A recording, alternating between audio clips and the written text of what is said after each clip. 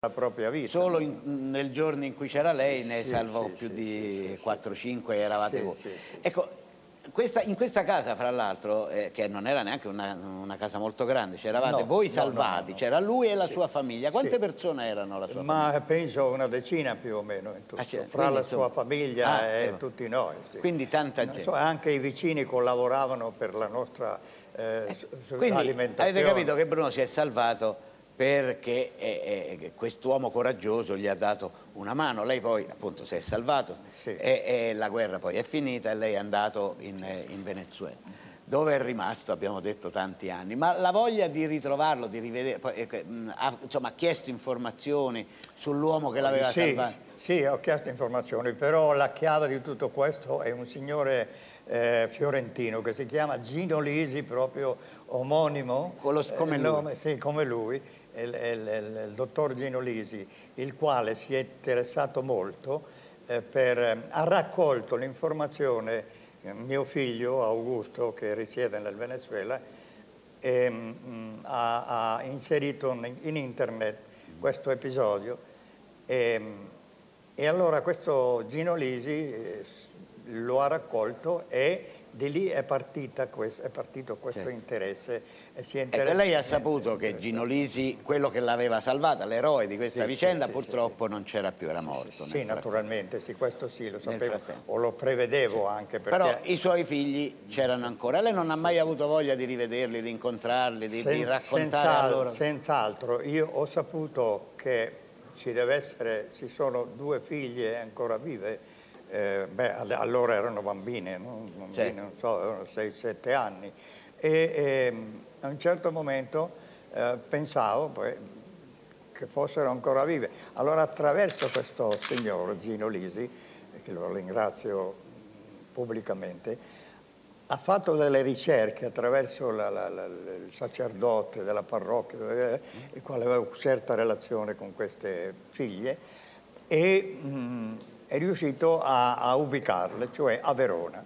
Ecco, però lei non allora mi ha mandato l'indirizzo, io solo ho scritto. Però non vi siete, mai visti. Allora, guardi, a noi ha fatto piacere ricordare la figura di Gino Lisi, ci ha fatto piacere raccontare la storia di Bruno, però non potevamo, dopo tanti anni in Venezuela, dopo una vita trascorsa lontano, ma ricordando la persona che tanti anni fa gli ha salvato la vita, non la potevamo far andare via senza farle riabbracciare almeno una delle figlie. E ce l'abbiamo qua, Anna Maria Lisi. Anna Maria, eccola qua, guardi, signor Bruno. Questa era una delle bambine che erano in casa, che lei ha conosciuto bimba, era una delle bambine, una delle figlie di Gino. Come sta, signor? Bene, grazie. Si accomodi, accomodatevi. Una delle bambine che lei vedeva girare per casa, adesso è diventata grande anche lei. Avevo 7 anni. 7 anni. Ma lei non se lo ricorda, Bruno, però? No, ne passavano tanti. Ne passavano un po' troppi, comunque. Però ecco, se li ricorda questi militari. È stato l'unico che è venuto a ringraziare mio padre nel 51. Perché poi dopo si sono rivisti. È stato l'unico, perché con tutto ciò che li salvava, però non l'hanno poi più rivisto. Quanti ne avrà salvati? Ah, non lo so, guardi, c'era un gran via vai in cassa. Ecco, lei magari in particolare era piccola, Bruno non se lo ricorda, però tutti questi militari, tutte queste persone che entravano vestite da militari e poi riuscivano civili, fra l'altro, perché suo padre gli dava i vestiti, tutto. Perché poi veniva anche aiutato da dove abitavamo. Pensi che mi ricordo che uno aveva il 45 di piede, che in casa di mia madre, nostra, c'era mio fratello il 41, mio padre il 41, è dovuto andare a Prato per poter prendere questo paio di scarpe per poterlo portare a lui, perché ecco, è andata a casa di lui. Quanta abnegazione, quanto coraggio in questa persona che ha salvato veramente tante vite. E non ha mai voluto parlare neanche una volta di quello che aveva fatto, perché era certo, reschio in tutto. Le persone veramente generose non fanno pubblicità poi della loro generosità, ma la vogliamo fare noi, vogliamo che il nome di Gino Lisi venga ricordato. Il signor Bruno è venuto qui apposta perché gli deve la vita.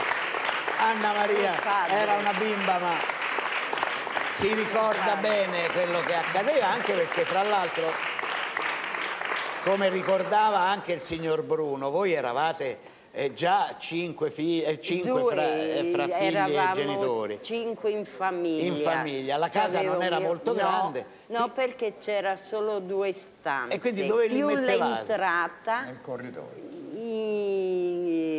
Una stanza separata perché mio fratello, essendo più grande di tutti, non poteva, certo. E dormiva separato. Quindi pensate anche condizioni di vita difficili, eravate un po' ristretti. Un po' ristretti, tutti poi quelli che non potevamo andavano su solaio, su in soffitta. Però non che si era diceva tutto di no. aperto. Non si diceva di no a nessuno. Allora Bruno, io la lascio con Anna Maria che dopo più di 60 anni rincontra, l'aveva lasciata bambina, Anna Maria Lisi, la figlia di questo generoso e coraggioso postino Gino Lisi, che ha aiutato tantissime persone durante la guerra a riportare la pelle a casa. Io vi lascio insieme. So che lei aveva un desiderio per far conoscere a tutti questa storia. Sì, come cosa no, voleva fare? Pure onorare questo signore per me è stato sempre presente nel mio cuore il poterlo fare. Anzi, vorrei che le autorità fiorentine raccogliessero questo mio desiderio. Certo, se lei è pronta a testimoniare, è un cittadino che onora la generosità, l'altruismo di questo grande persona. Se mi permette, se è possibile, mandare un saluto ai miei figli. Certo, stanno là, li saluto. Vivian, Augusto, un bacio e un abbraccio. Dal papà, da Bruno Marcuzzi, che è qua oggi grazie al papà della signora che è ammalata in casa, mia nipote Valeria.